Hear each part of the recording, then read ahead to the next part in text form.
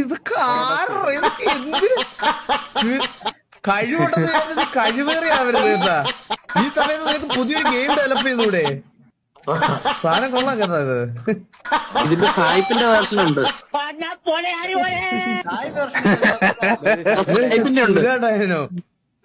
പുലയാടി മോനെ പുലയാടി മോനെ